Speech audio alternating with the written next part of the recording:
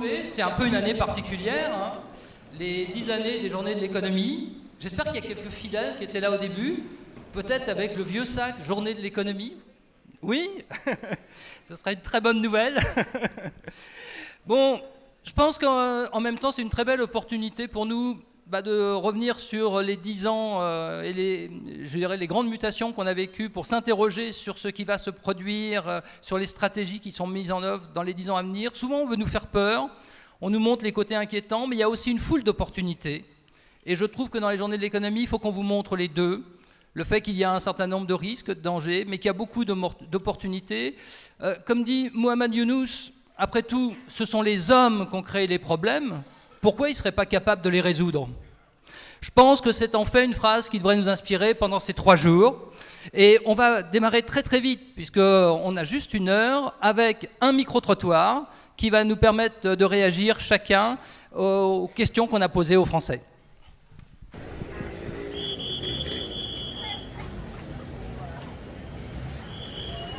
La crise économique d'il y a 10 ans, c'est l'événement économique le plus important, pas seulement de ces 10 dernières années, mais des décennies.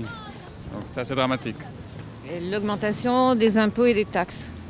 L'élection de Trump. Je parlerai peut-être la crise notamment qui concerne l'immobilier et la difficulté quand on habite à Paris d'accéder à un logement, quelle que soit sa situation, aussi bien pour les jeunes étudiants mais aussi les jeunes familles.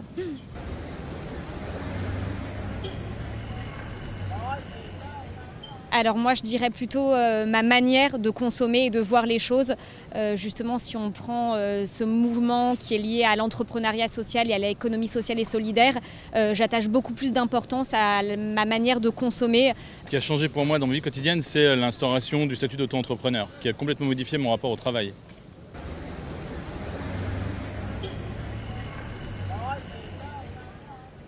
Surtout arrêter ces flux de circulation qui polluent terriblement et qui nous fait mourir à petit feu. Ça va te réinsuffler des vies de quartier, réinsuffler du dialogue, même dans des quartiers qui a priori où ça dialogue pas du tout.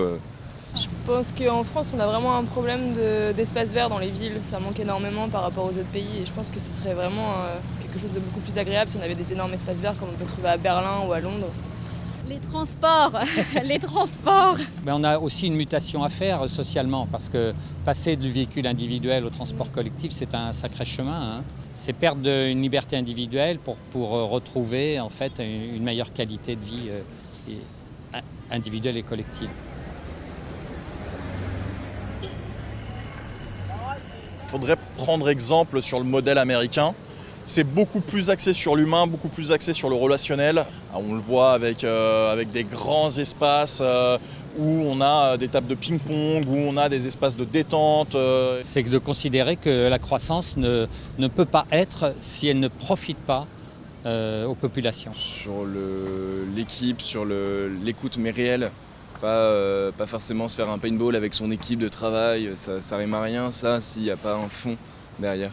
En développant les outils de travail à distance. Si on pouvait réussir à travailler plus rapidement depuis chez soi ou depuis un lieu proche de chez soi, on améliorerait fortement le quotidien de beaucoup de personnes.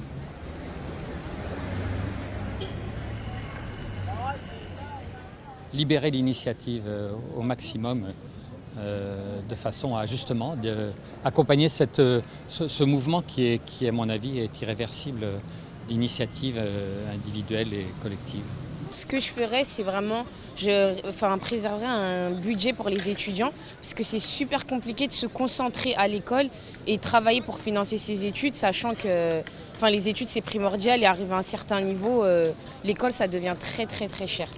Ouais, moi je couperais drastiquement dans le budget de fonctionnement de l'État. Je pense qu'on peut faire beaucoup d'économies.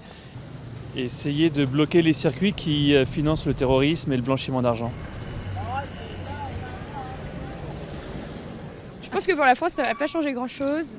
Peut-être plus de rapatriement des Français qui sont à Londres qui vont revenir chez nous. Plus de main d'œuvre en France, de cerveau. Le Brexit pour moi c'est lose-lose, il n'y aura personne qui va en bénéficier. Donc pour moi on est maintenant dans la gestion de dommages. Ça a quand même lancé un grand débat, une réflexion sur ce que c'est être citoyen européen, à quoi ça sert. Écoutez, je ne sais pas parce que moi je trouve que de toute façon ils avaient déjà énormément d'avantages et qu'ils étaient déjà pas très dedans.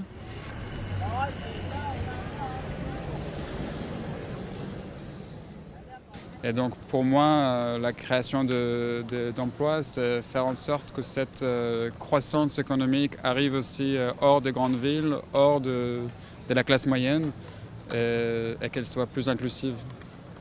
Vraiment peut-être devenir l'un des plus gros pays qui pousse les startups, parce que la plupart des gens actuellement ils s'exilent à l'étranger pour lancer leur start-up, et qui dit start-up dit forcément création d'emplois. Convaincu qu'en baissant la durée du travail, en augmentant les salaires, voilà, ça c'est une mesure économique pour relancer la consommation.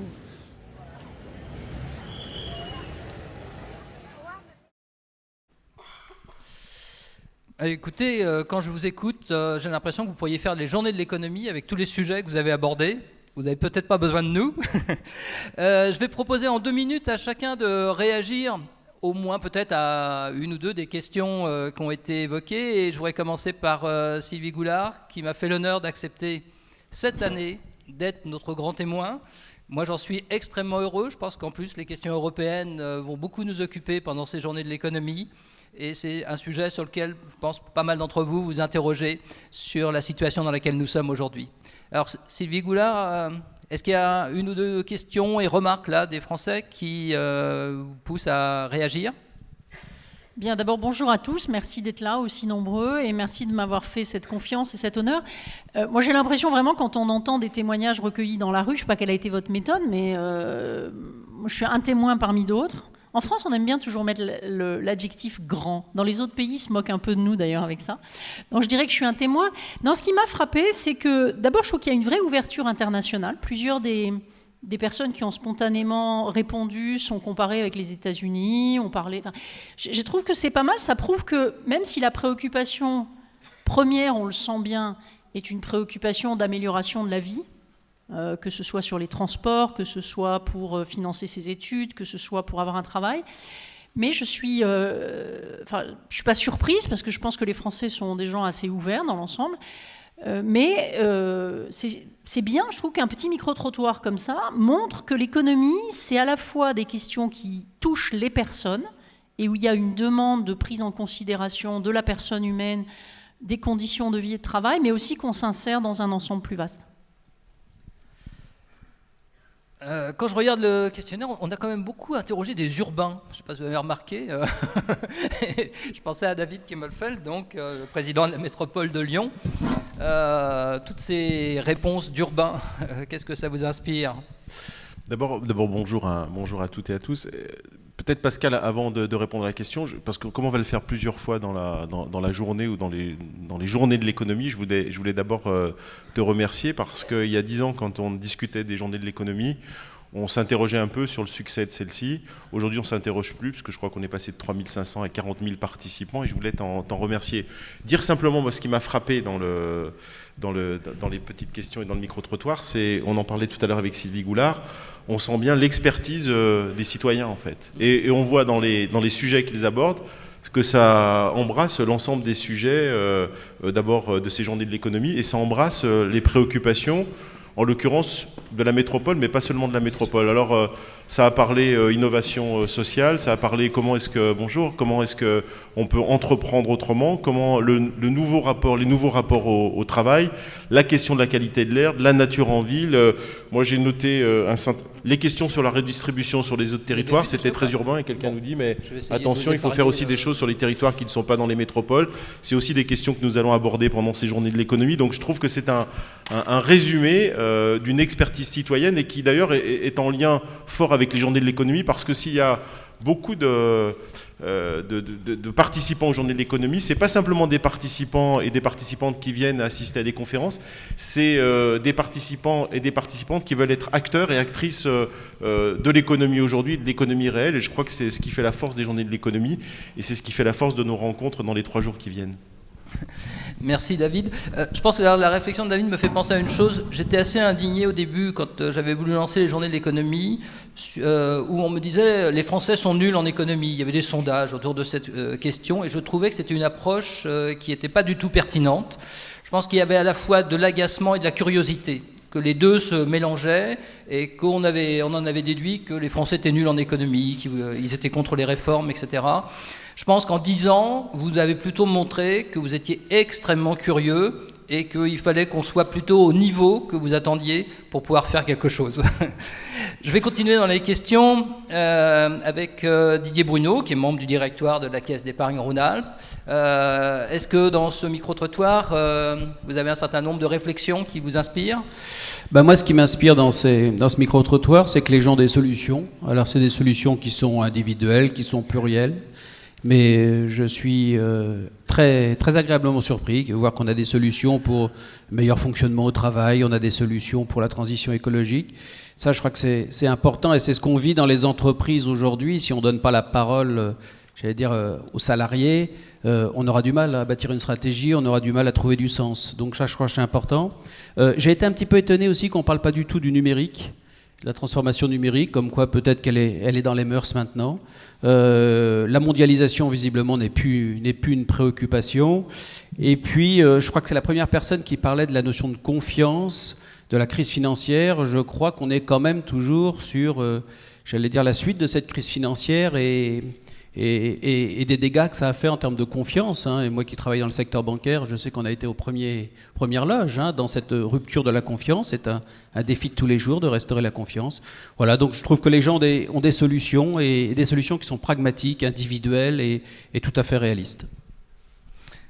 Merci Didier Bruno. Alors évidemment, Annabelle André-Laurent, qui est vice-présidente déléguée aux entreprises, à l'emploi, au développement économique, au commerce, à l'artisanat et aux professions libérales. Je suis extrêmement impressionné. C'est un titre d'une longueur très française. Donc, en tout cas, vice-présidente ici à la région. Je ne vous ferai pas l'injure de vous demander ce que vous pensez du micro-trottoir. Mais quand on regarde, on a l'impression que sur beaucoup de sujets, en effet, les analyses ont évolué, mais je plaisantais un peu en disant qu'on avait beaucoup d'urbains et que les territoires, c'est aussi un peu la difficulté ici à recréer de la cohésion. Et peut-être que c'est un des sujets pour vous qui a une importance particulière à la région. Alors bonjour à tous, déjà excusez-moi pour le retard, je suis désolée.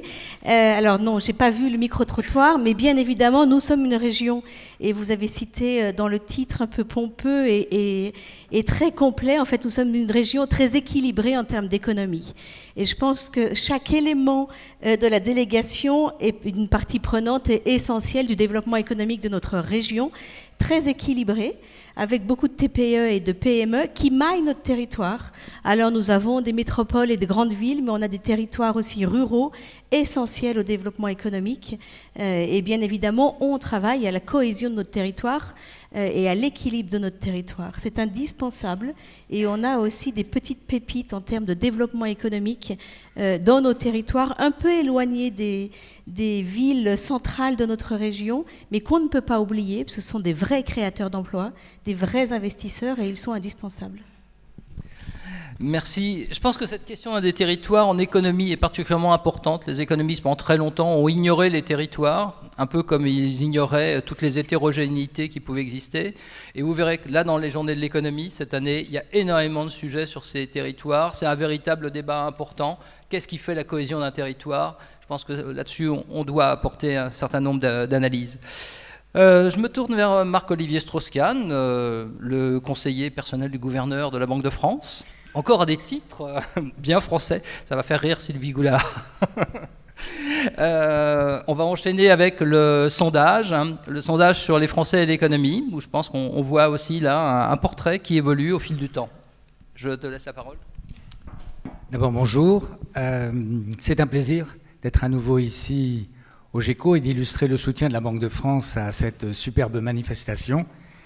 Comme en 2016, on a vu que le micro-trottoir complète ou colore, avec du vécu, du quotidien, les réponses un peu plus traditionnelles que le sondage va donner. Ça le complète au sens où, par exemple, beaucoup de questions ont été posées et je me demande si ce seront autant d'actions prioritaires qui vont être demandées au ministre des Finances qui viendra clôturer les journées du GECO jeudi. Ça le colore aussi. Vous avez vu cette question sur l'immobilier, le logement. On a justement ajouté une question sur le logement dans le sondage cette année et il y aura une conférence jeudi également, avec un participant de la Banque de France sur ce sujet. Parce que le sondage, vous allez le voir, va nourrir au fur et à mesure beaucoup des conférences que je citerai ici ou là quand j'en aurai le temps. Alors on va démarrer tout de suite avec son schéma. Vous verrez d'ailleurs qu'il y a quand même un petit peu d'électronique et de e-commerce, puisque la question avait été posée, qui ont été ajoutées dans le sondage, et que la mondialisation, qui est moins prégnante que les années précédentes, est un élément qui apparaît néanmoins. Alors, je vais démarrer. Les premières diapos auraient consisté à vous rappeler de quoi on parle, qui on a questionné à peu près mi-octobre. Donc, le rappel de la méthodologie, vous l'avez. Moi, je suis trop loin pour voir quoi que ce soit. Mais vous, j'espère que vous voyez. On va passer à la diapo suivante, qui vous annonce le premier thème. Comme toujours, l'intérêt des Français pour l'économie. Et la question qu'on pose traditionnellement, est-ce que vous vous intéressez à l'économie? Et là, on a plus de la moitié des Français qui déclarent s'y intéresser et près de 2 sur 10 qui s'y intéressent beaucoup. Et si on appuie encore une fois, on va voir que cela va un peu caricaturalement et on va retrouver ça distingué parfois parmi ceux qui s'intéressent le plus à l'économie, des hommes de plus de 50 ans, diplômés du supérieur. Ne me regardez pas particulièrement, c'est pas moi qui ai répondu à la question, mais c'est un peu une caricature de la France qu'on retrouve ici et que d'autres sondages de l'OCDE montrent avec une moindre appétence, une moindre connaissance dans les catégories socio-professionnelles, les jeunes ou les femmes. On va passer à la diapo suivante. Voilà, qui montre qu'il y a une progression par rapport aux années précédentes de cet intérêt pour l'économie. La suivante va maintenant nous donner, comme traditionnellement, la question de la connaissance des Français. Ils ne se considèrent pas comme nuls. Vous voyez que, et on peut cliquer de nouveau, ils sont moins d'un tiers à considérer que eux-mêmes, ou les Français, c'est assez proche comme réponse, ont des connaissances très faibles. Et il y en a 17% qui considèrent qu'ils ont des connaissances élevées ou assez élevées. Et ça, c'est en progression. C'est un bon signe. On retrouve un tout petit peu dans la diversité des sexes, la diversité des catégories socio-professionnelles ou des études, ce que j'avais évoqué tout à l'heure. On va passer à la suivante encore. Et là, c'est quel besoin d'information les Français demandent-ils en matière économique, non pas qu'il n'y en ait pas assez, mais où ils en veulent plus. Et apparaissent très fortement l'emploi et la situation de l'État et des finances publiques. L'emploi fait une forte remontée, vous le voyez, on va cliquer à nouveau, poussé par les catégories socio-professionnelles moins avantagées. Si on ajoute en fait la réponse sur l'État et les finances, qui fait de loin 36%, et celle sur la protection sociale et son financement, on voit que la sphère État représente à elle seule, si on divise par 2, à peu près un tiers des réponses, ce qui est beaucoup. Chacun pouvait répondre 2 fois. C'est pour ça que le total ferait 200%. On va passer à maintenant un commentaire par Pascal. Je vais solliciter ici peut-être Didier Bruno en premier, parce que souvent on a dit qu'il fallait faire la pédagogie de l'économie. Il me semble que les institutions financières ont souvent été sollicitées. Je pense que la crise de 2008 est passée par là pour vous solliciter peut-être en premier. Donc quand je regardais les réponses au sondage que tu as réussi à faire passer avec une forme d'artisanat que j'admire, comme quoi on n'a plus besoin de petites zapettes maintenant. Je voulais demander à Didier Bruno, on voit qu'il y a un intérêt quand même des Français pour les questions économiques qui augmente dans les périodes électorales. Il semble que les années d'élection, ces sujets sont très présents et que leur intérêt augmente. Mais en même temps, j'ai eu l'impression que quand il y a des choses discriminantes. On s'aperçoit que ce sont les hommes de plus de 50 ans qui répondent positivement aux questions posées.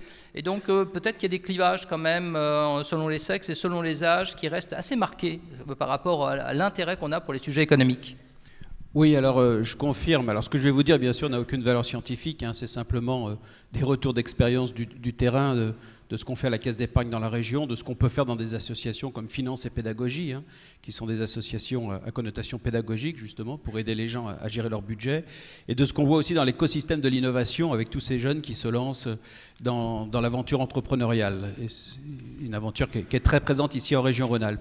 Alors c'est vrai qu'avant les élections, on a été, j'allais dire, très questionné par nos clients. Moi, j'ai eu beaucoup de questions personnelles, des questions où les gens n'osaient pas trop, justement, avouer qu'ils avaient un petit peu peur si jamais on sortait de l'euro. Comment est-ce que vous pouvez m'aider, Monsieur Bruno, pour partir au Luxembourg, pour partir en Suisse, pour peut-être aller en Italie, pour peut-être aller ailleurs? Que vont devenir mes économies? On a eu beaucoup de questions à caractère, j'allais dire, anxiogène, parce que c'est vrai qu'il y avait des débats économiques, j'allais dire, au niveau national assez clivants et assez durs. Et ça, on le voit à toutes les élections, mais à cette élection-là, ça s'est vraiment focalisé sur le sujet de la monnaie. Si jamais on sort de l'euro, qu'est-ce qui va se passer?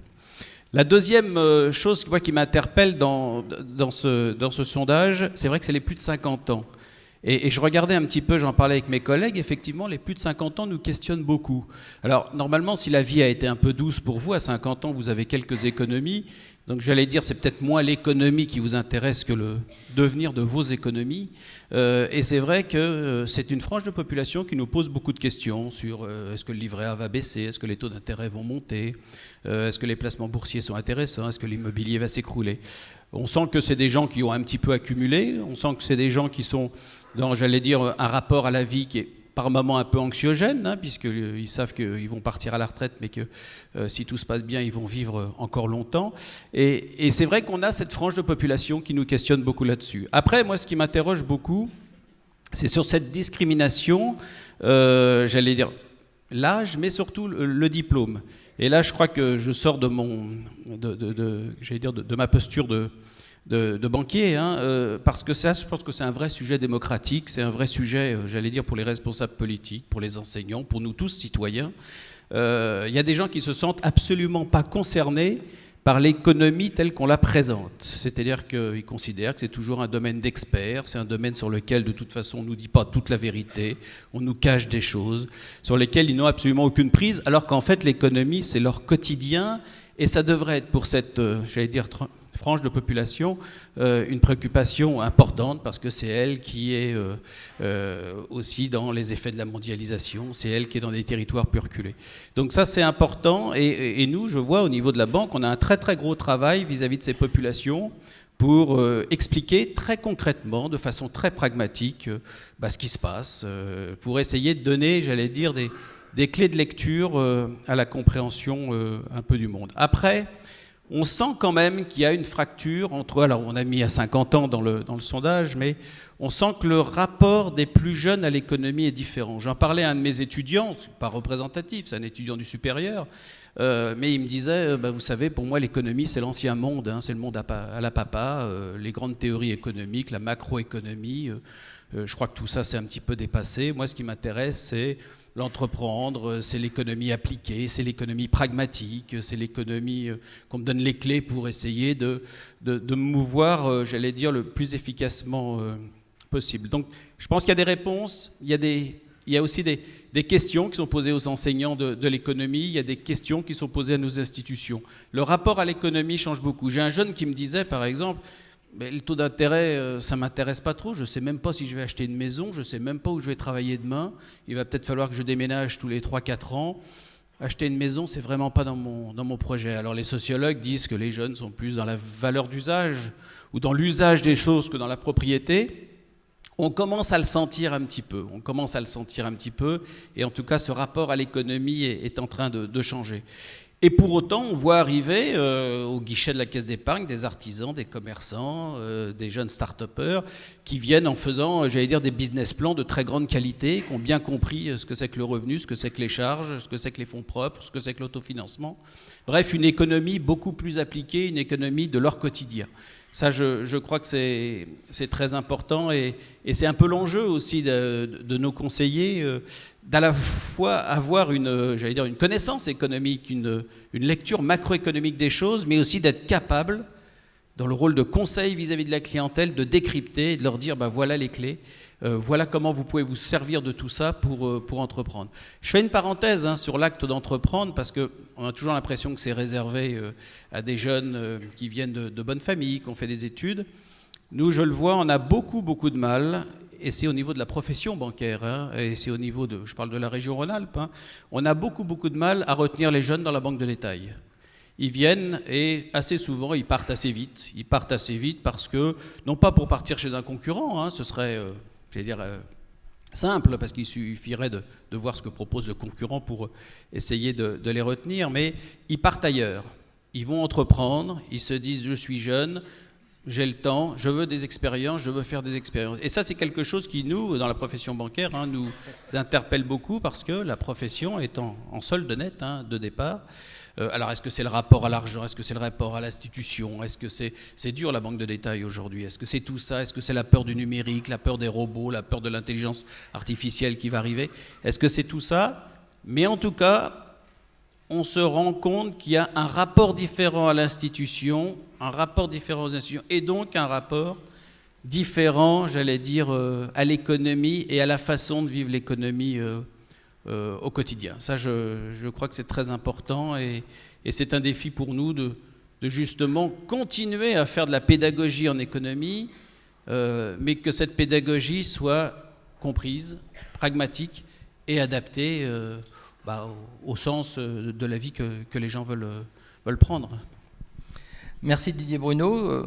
On a déjà là un certain nombre de pistes sur les interrogations qu'on peut avoir en termes de niveau de vie et de mode de vie dans les analyses qui ont été faites. Et en effet, le coût des services bancaires existe dans notre niveau de vie, mais on va voir que peut-être beaucoup plus déterminant dans l'évolution du niveau de vie, il y a le coût du logement, et ça va être la suite du sondage.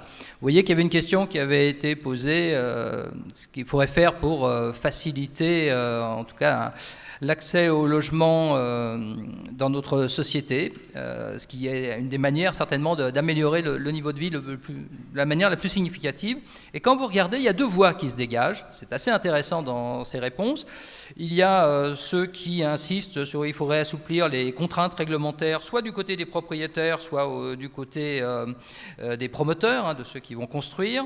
Et au total, ça fait 47%. Et de l'autre côté, il y a les réponses de ceux qui disent qu'il faut d'abord favoriser le logement social, il faut favoriser l'accès ici à la propriété dans le logement social. Et quand on regarde, c'est à peu près à égalité. Ces deux approches sont égales, et évidemment, il y a des différences. L'assouplissement, par exemple, du côté réglementaire, ici que j'évoquais, c'est plutôt les CSP+, qui sont là, mais c'est aussi les moins de 50 ans. On voit qu'il y a, en termes d'âge et de catégorie sociale, il y a des différences. Et donc ça, je pense que c'est un des vrais sujets extrêmement importants. C'est ici, est-ce que l'accès au logement s'adapte à des situations qui ont changé, comme on venait de l'évoquer. Et la deuxième chose sur les problèmes ici de niveau de vie et de mode de vie, c'est la consommation. Et j'avais souhaité qu'on pose des questions sur la consommation avec le commerce en ligne.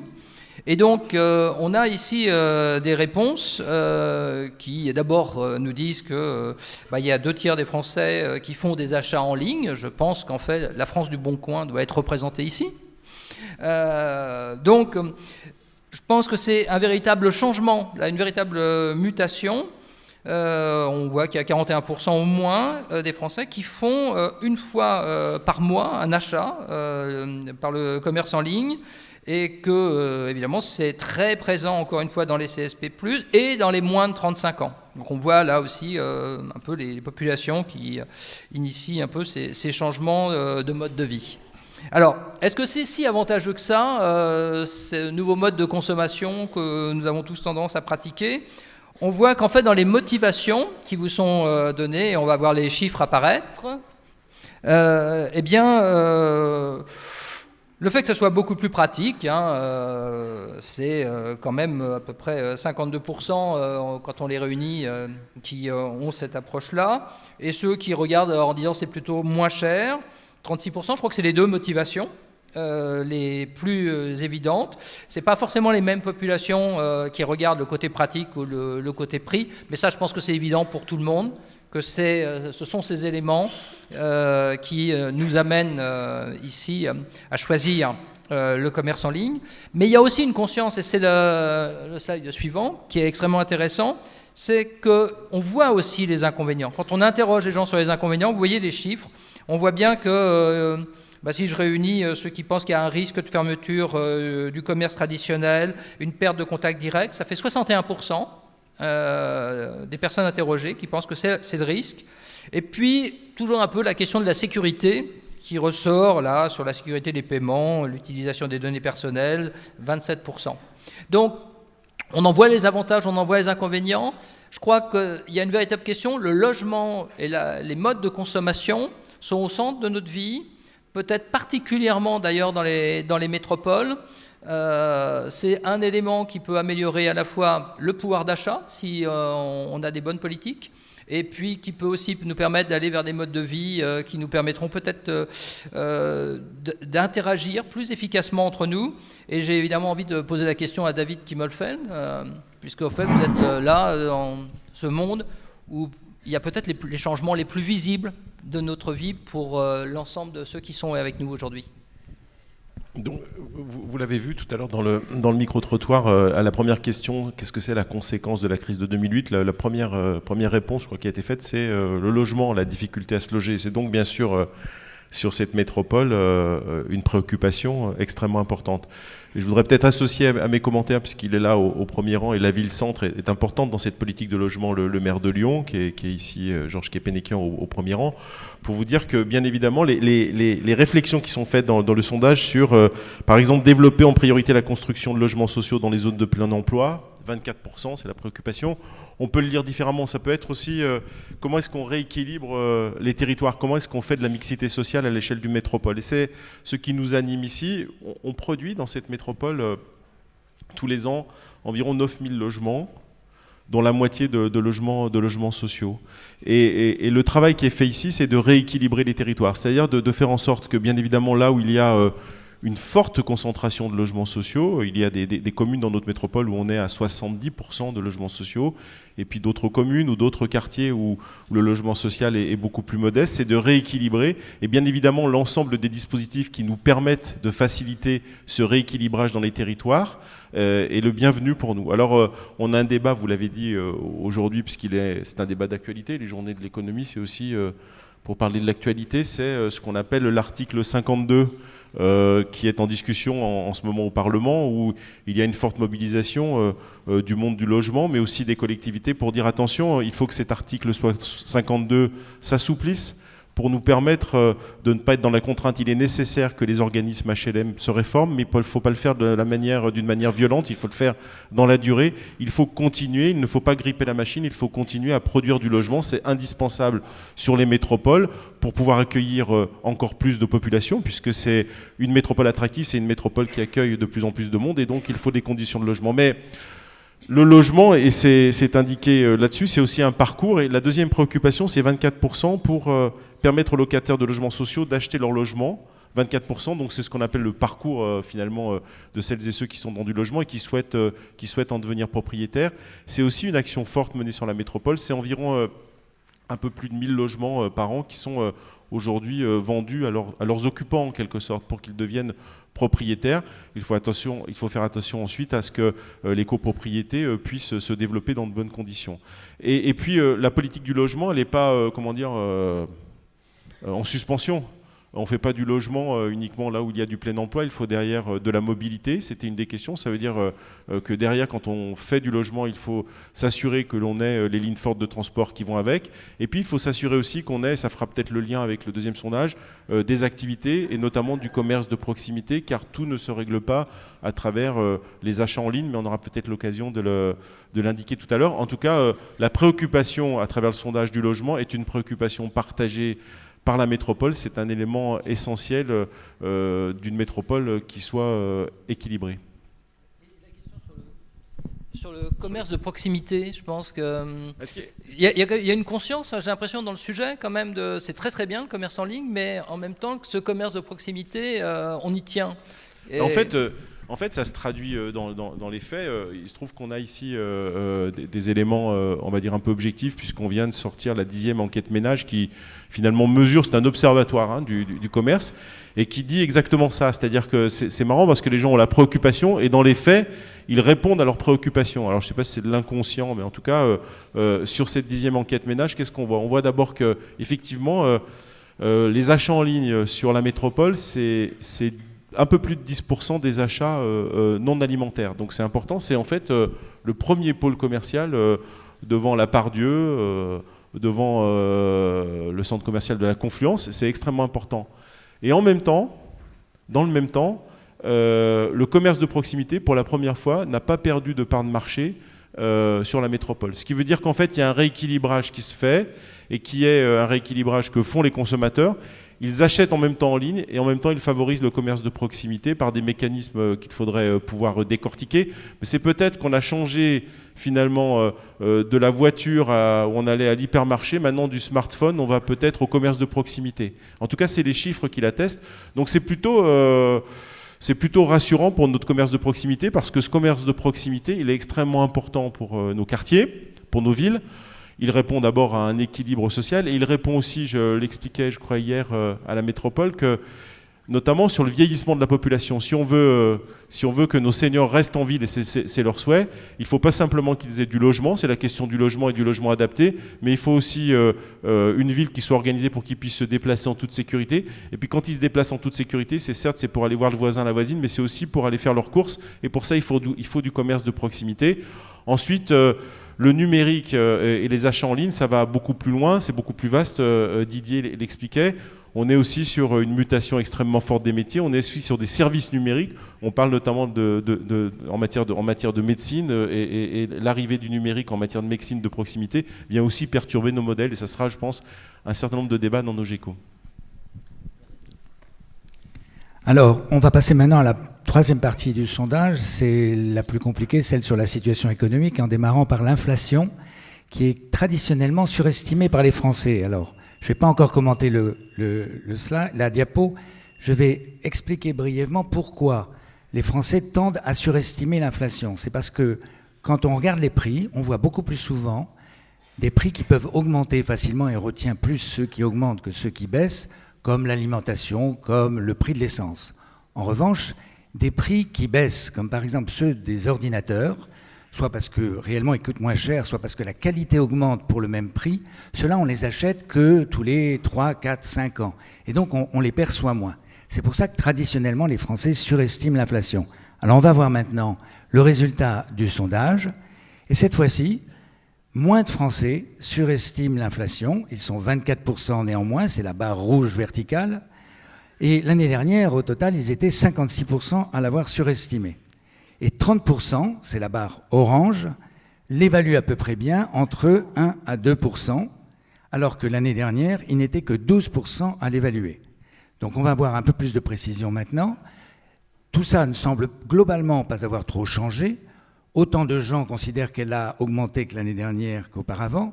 Mais quand on regarde les chiffres précis, on va aller à l'information suivante. Vous voyez que l'inflation en 2017, du moins en septembre, au moment où elle est connue et qu'est fait le sondage, est de 1,3%. C'est pour ça que vous avez la sorte de petite étoile dans la partie orange. Et on voit que là, c'est les 30% qui ont bien visé. Ceux qui la surestiment sont moins nombreux qu'auparavant, mais il y a un peu un phénomène d'inertie. Car vous voyez que ce qui augmente, c'est ceux qui pensent qu'elle est inférieure à 1%, en orange pâle. Et ça, c'était le chiffre de l'année dernière, à la même époque, avec 0,4. On voit donc que dans les comportements, il y a à la fois une meilleure perception, mais quand même une inertie qui est tirée par le passé. On va passer maintenant, on a vu les prix, on va passer à la croissance. Alors celle-ci aussi, il faut la faire progressivement. Et là, on voit un changement. Il y a un regain d'optimisme. La diapo dit des Français moins pessimistes à l'égard de la situation économique de la France, comme de celle de l'Europe. Et en fait, on voit qu'il y a 26% des Français qui considèrent qu'elle va s'améliorer encore en 2018 par rapport à 2017. Et ça, c'est en progression par rapport à l'année dernière, forte progression. alors que l'année dernière, on prévoyait une croissance moins forte qu'on l'a maintenant. Donc on peut dire à la fois il y a 26% des Français qui considèrent qu'elle va encore s'améliorer et 37% qui considèrent que la conjoncture économique va rester similaire à celle de 2017, c'est-à-dire très bonne, puisqu'on prévoit à peu près 1,8% de croissance. Et ceci, vous avez la description des catégories socio-professionnelles qui le voient. Le même sentiment concerne maintenant, on va le voir sur la diapo, l'Europe, avec des chiffres un petit peu moins élevés, mais néanmoins en hausse du côté positif. Et ça, on va le voir sur la diapo encore suivante, ça tranche avec le passé. L'année 2016 voit un doublement des optimistes en bleu qui passent de 13 à 26% sur la croissance française. Et on retrouve un niveau extrêmement élevé qu'on n'avait plus eu depuis 2013.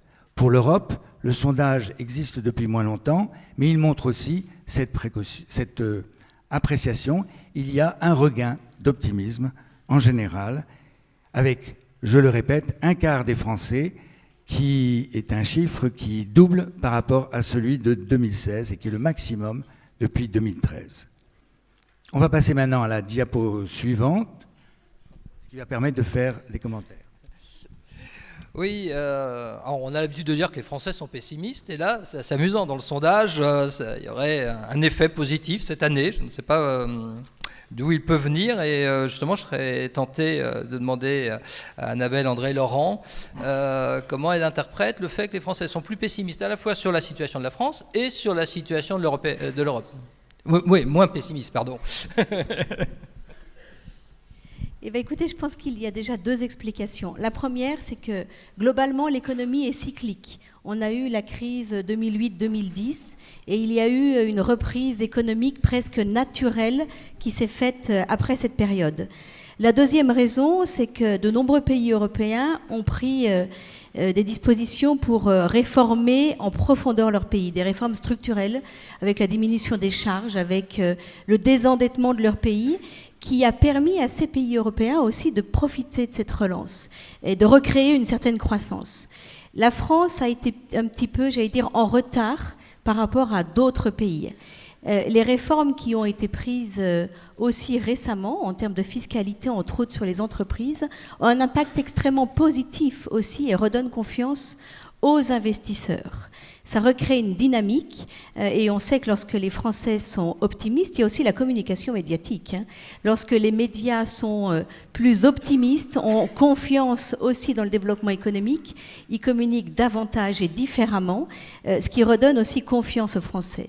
Lorsque les Français sont optimistes, on sait qu'ils consomment davantage et c'est aussi, ça recrée un cercle vertueux qui fait que s'ils consomment davantage, on repart aussi dans la croissance.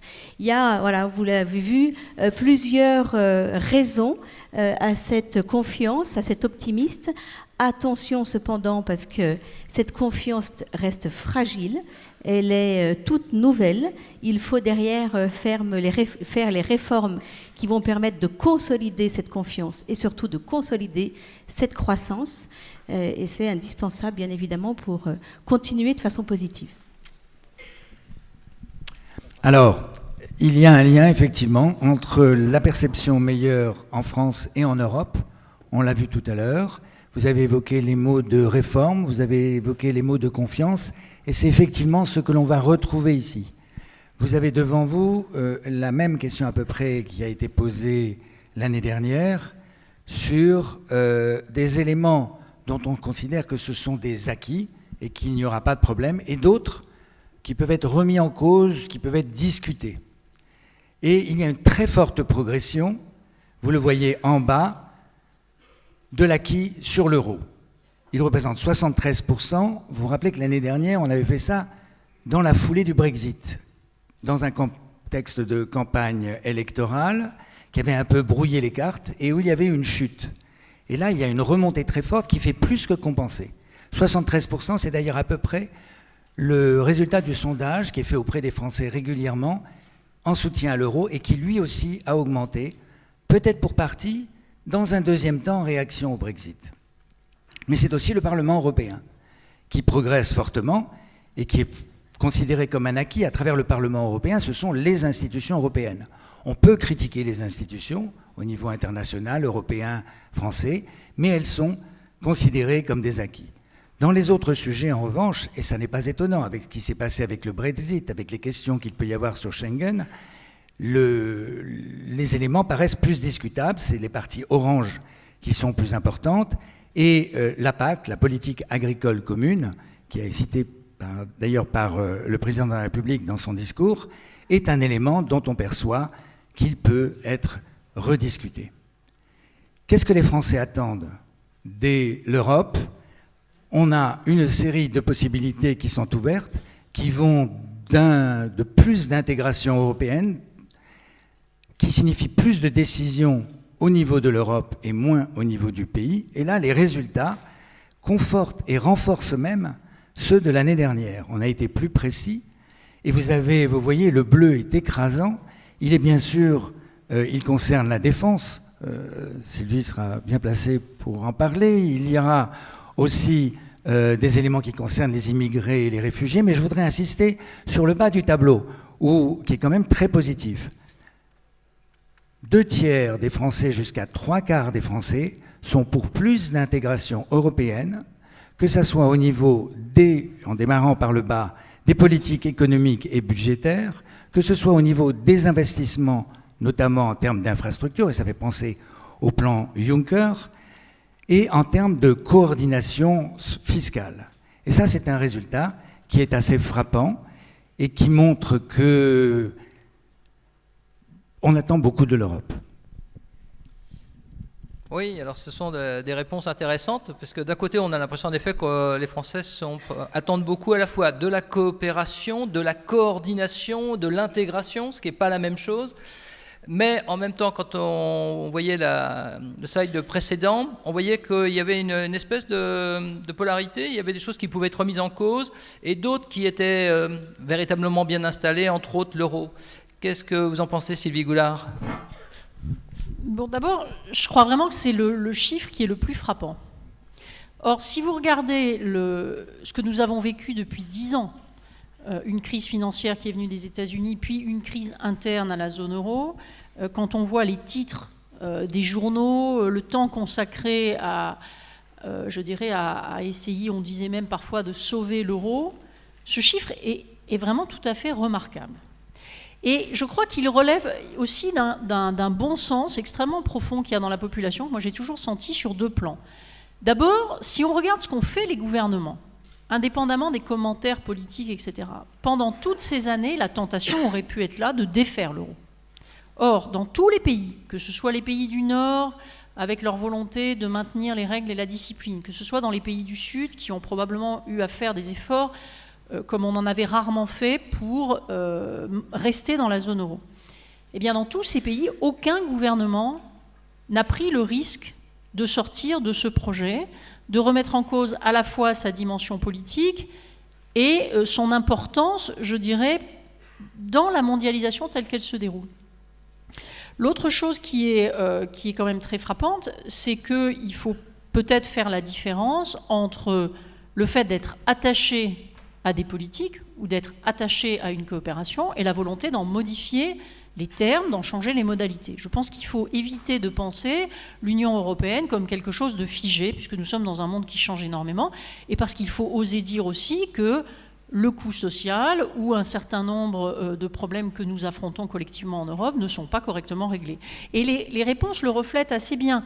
Il est évident que la politique agricole commune, qui a été créée dans les années 50, le début des années 60, dans une Europe en reconstruction après la Seconde Guerre mondiale et dans laquelle vous aviez des pays où il n'y avait pas de suffisance alimentaire, est aujourd'hui d'entrer dans une phase qui est complètement différente. Nous avons à défendre des productions liées à des territoires, des savoir-faire. Nous avons aussi à voir comment nous arriverons à nourrir 9 milliards d'individus d'ici quelques décennies sur la planète. Il y a une revendication de qualité de l'alimentation qui n'était peut-être pas aussi présente quand les gens n'avaient tout simplement pas à manger. Donc je crois que le fait, par exemple, que la PAC ne soit pas un tabou, je crois que c'est une très bonne chose, ce qui ne signifie pas que l'agriculture ne soit pas un secteur important.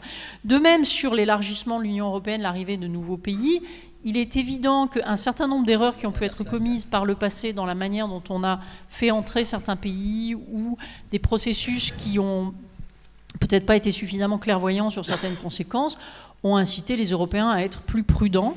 Je dirais que là-dessus, sur cet ensemble de réponses, je dirais qu'il y a deux dangers. Le premier, c'est quand même aussi d'être favorable à des choses sans être prêt à en payer le prix. Parce que ça veut dire quoi qu'on est prêt à de la coopération en matière de défense? Ou ça veut dire quoi qu'on est prêt à plus de coordination? Il ne faut pas toujours penser que c'est notre modèle qui va s'imposer aux autres en Europe. Donc ça veut dire aussi rentrer dans une relation exigeante. Vous avez des pays qui sont neutres, vous avez l'Allemagne qui a le passé qu'elle a. Pour faire la défense européenne, il y a un énorme travail à faire et ça ne se fera pas sur un modèle, d'ailleurs ni le modèle français, ni celui de personne d'autre. À l'heure actuelle aussi, l'un des pays qui a l'outil de défense le plus important est le Royaume-Uni, qui est plutôt en train de s'éloigner de nous. Est-ce qu'on arrivera à maintenir une coopération? Donc, je crois qu'il faut à la fois voir ce que ces réponses ont de positif. Je crois que les Français ont raison de penser que certains sujets seront mieux traités si nous unissons nos forces en Europe. Après, il ne faut pas, et moi je ne le fais jamais devant le grand public, faire en sorte que tout est facile. Et d'ailleurs, l'Europe de la défense, notamment en raison de l'échec de la communauté de défense en 1954, n'a pas suffisamment progressé par rapport aux dangers. Le deuxième chiffre que je retiens, c'est celui qui concerne Schengen et la libre circulation. Là aussi, je crois que nous devons avoir une vision lucide de ce que nous avons fait en Europe. Nous avons aboli les frontières entre nous, ce qui est une bonne chose parce que ça facilite les échanges, parce que ça permet aux étudiants, aux entreprises de logistique, aux hommes d'affaires, aux déménageurs de passer les frontières facilement. Mais d'un autre côté, nous avons été très peu clairvoyants sur les conséquences qu'aurait l'absence de contrôle aux frontières extérieures. Et je me rappelle que quand je travaillais avec Romano Prodi au début des années 2000, peut-être parce qu'il était italien, peut-être parce que l'analyse était de qualité, il y avait cette idée qu'on aurait besoin d'un corps de garde-côtes européen, sinon un jour on aurait des problèmes. Et on voit bien que nos gouvernements ont un peu de mal à anticiper en matière européenne. Ils sont en arrière des événements. Ce dont nous aurions besoin en ce moment, c'est véritablement d'une accélération, que d'ailleurs le président de la République propose, d'un certain nombre de coopérations, parce que pendant trop longtemps, nous n'avons rien fait et nous en payons le prix aujourd'hui. Mon expérience au Parlement européen, et je suis ravie de voir que cette institution, qui est souvent mal comprise et considérée comme éloignée des gens, acquiert petit à petit, péniblement, au fil des années, une certaine place dans le cœur des Européens, puisque, je vous prends un exemple, pendant la crise, le Parlement européen avait le premier vu le problème entre la dette souveraine, la dette des États et la situation des banques. Nous avons émis dès 2010, un groupe de députés, l'idée qu'il fallait s'occuper beaucoup plus dans la zone euro de la situation des banques et qu'il y avait un lien entre les banques et le danger d'avoir un État qui fait faillite. Eh bien, il a fallu des années au ministre de l'économie pour se décider à aborder cette question et depuis, des progrès réels ont été faits dans ce domaine-là. Donc je crois qu'il faut qu'il y ait en Europe encore et toujours des gens qui pensent européens, qui soient dans l'anticipation, qui ne soient pas seulement en quelque sorte les représentants des intérêts d'une partie du tout, mais qui s'expriment au nom du tout. Alors, cet après-midi, en fait, Sylvie Goulard reprendra ce sujet, dialoguera avec le gouverneur de la Banque de France, Patrick Artus, Jean Pisani-Ferry, sur une conférence qui se passe ici à 17h et qui a un titre un peu provoque, « Fallait-il faire l'euro ?» Le sondage a donné une indication déjà, mais ça vaudra la peine d'en discuter. En fait, on attend beaucoup de l'Europe, mais l'Europe attend aussi des choses de la France, et ça va être la dernière diapo qu'on va voir maintenant, car si on veut que les autres nous soutiennent, il faut aussi que nous nous réformions. Et là, on voit qu'il y a déjà eu des réformes, et que l'appétence pour ces réformes ne se réduit pas. Il y a une nette majorité, 60%, pour alléger encore les normes réglementaires, notamment en termes de droit du travail.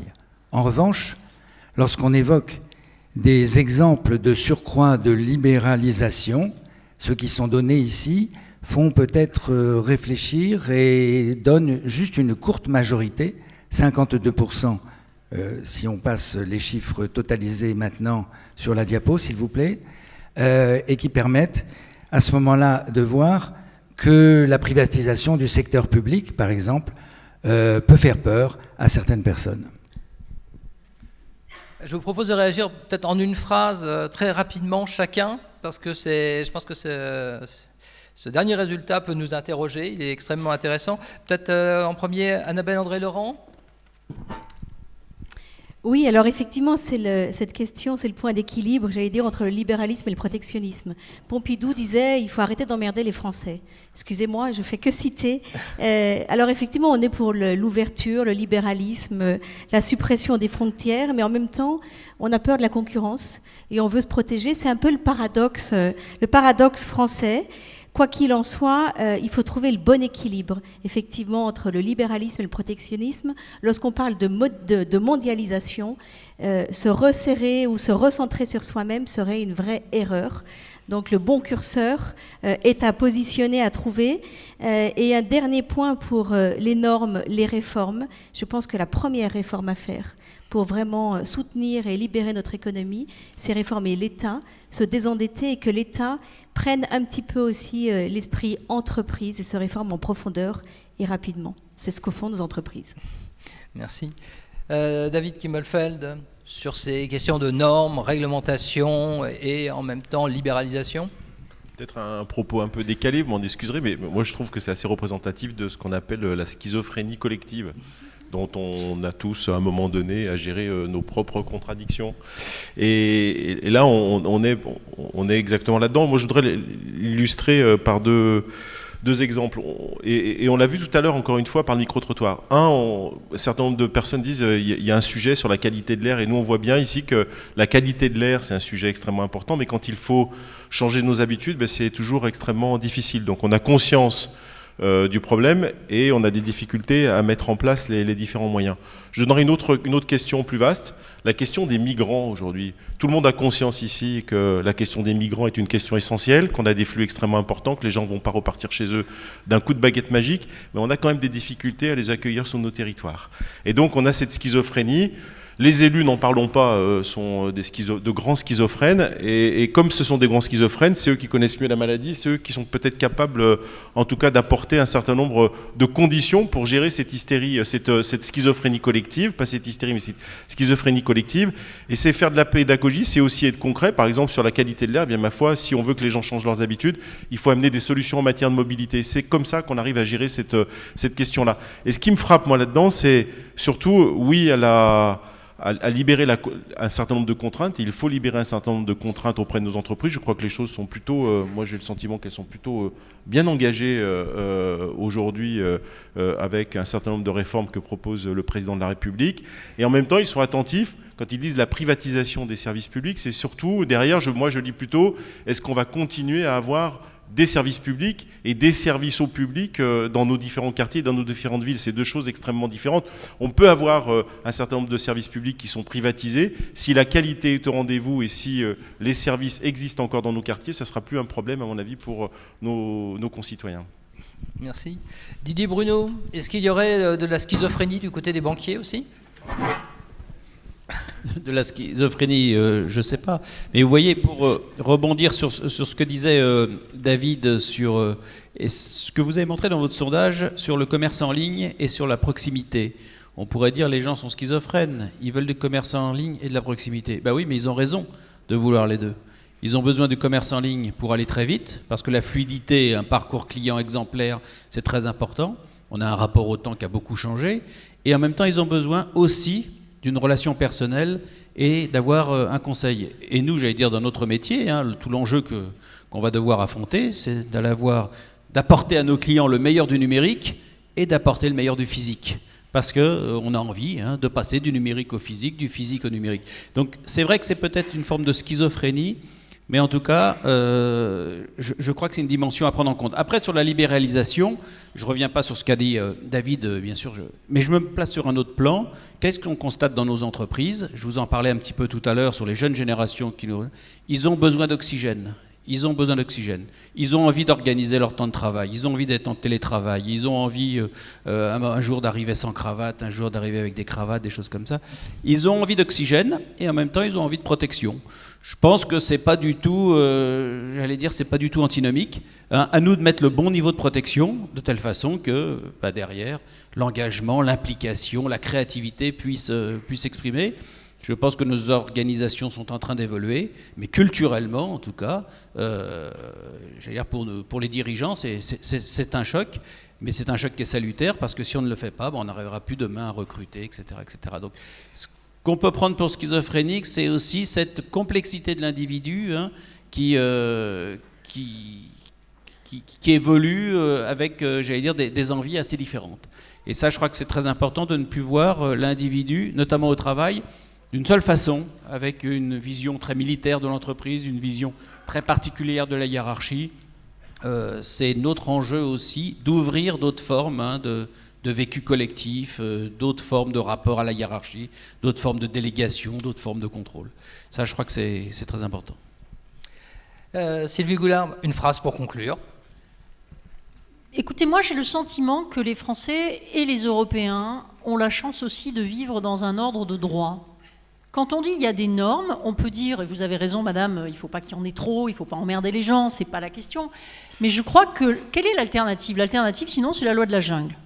Et que l'une des grandes questions qui est devant nous en tant qu'Européens, c'est de continuer à porter dans un monde où vous avez des gens qui érigent le principe d'égoïsme, America First, ou la puissance de la Chine d'abord, etc., qu'on essaye, nous, de continuer à défendre l'idée que c'est pas plus mal qu'il y ait des règles. Et comme vous le disiez très justement, il y a toujours un équilibre à trouver pour des règles. Il n'y a pas une règle, il n'y a pas la vérité et l'erreur. Et c'est pour ça que le débat démocratique doit aboutir à la fixation des règles. Mais franchement, peut-être que je suis en train de vieillir, mais comme député européen, j'ai beaucoup vécu des débats dans lesquels à la fois les gens disaient « Oh, il y a trop de normes, vous nous cassez les pieds », mais attention, s'il y a des œufs qui sont vendus et qui ne sont pas de bonne qualité, ça, c'est pas acceptable. Et puis, qu'est-ce que vous faites contre les perturbateurs endocriniens? Et pourquoi vous laissez des produits qui pourraient apporter atteinte à la santé, à l'environnement, circuler? Donc, je crois que d'une certaine manière, il faut que nous assumions, en adultes, que les normes, c'est une contrainte, mais que c'est aussi un moyen de faire en sorte qu'un certain nombre d'objectifs qui ressortaient très bien de votre petit micro-trottoir, de qualité de vie, de qualité de l'air, de mobilité, puissent être remplis. Donc je crois que ce qui est bien, c'est quand on a des adultes dans la salle et qu'on a des gens qui savent que si on veut avoir un certain degré de qualité et d'exigence, il y a des contraintes à assumer aussi. Merci beaucoup. Et d'ailleurs, pour votre santé, vous allez courir pendant 3 jours. Donc... je pense qu'on va y contribuer. Envoyez vos questions par SMS. Quand vous me croisez, n'hésitez pas à me faire des remarques. Au bout de 10 ans, vous avez peut-être des choses sur le cœur, il faut me le dire. Continuez.